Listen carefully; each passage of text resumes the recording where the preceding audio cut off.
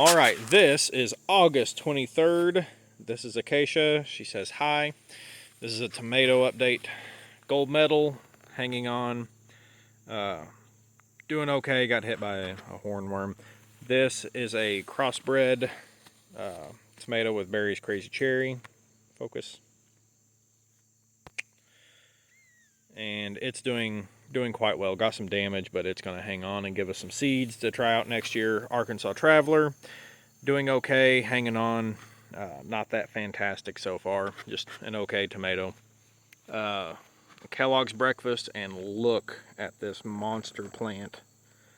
Super big, nice tomatoes. Definitely a grow again. Cherokee Purple, sickly, hanging on, still putting a few on. Another Kellogg's Breakfast, nice and big, got hit by a hornworm I killed.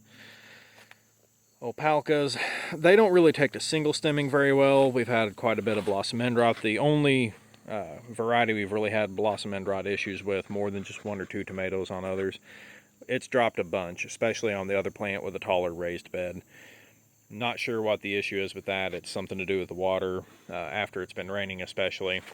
But probably going to grow it again next year, at least for paste tomatoes. And then got a really big vintage wine plant. Nice tomatoes. Barry's Crazy Cherry, before I move on, is still hanging on, doing well.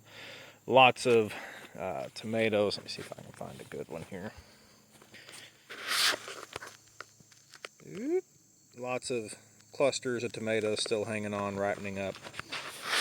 And then as we head over here, we have a vintage wine plant on the outside. This is an oddball vintage wine. It doesn't have striping, and it's a little bit more productive. I mean, you can see that truss of tomatoes that's bent over. I need to probably try to splint it and save it, but I'm not going to. I'm just letting it go. See how it does. Nice, big, tall plant. Hungarian Heart.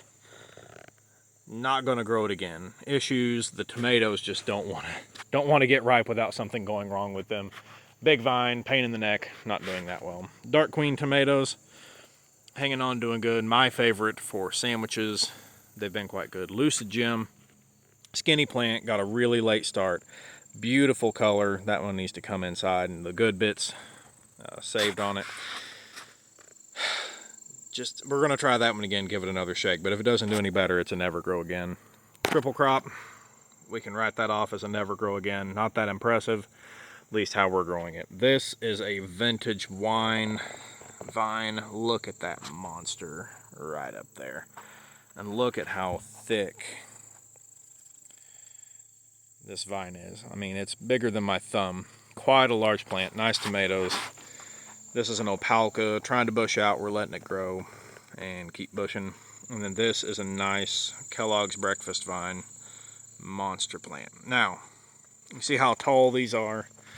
And a long time ago I said, hey, you know, it'd be really cool to grow 10-foot tall tomatoes like I saw Luke on MI Gardener doing. That sounds great. It'd be really impressive. You could show people and be like, hey, look at my 10-foot tall tomatoes. But the reality is, you have to crawl on that ladder over there, and you look like a dummy up on top of the ladder trying not to fall off and die, tying off your tomato plants, and then trying to pick your tomatoes later whenever they finally get ripe up there. So, never ever single stem a super long tomato unless you are willing to get up on a ladder or you build a bed to run them diagonal, which is the game plan for next year, to single stem some of these. So, that's it. Do you have anything to say, Acacia? Bye. Bye. All right, that sums it up. Bye for now.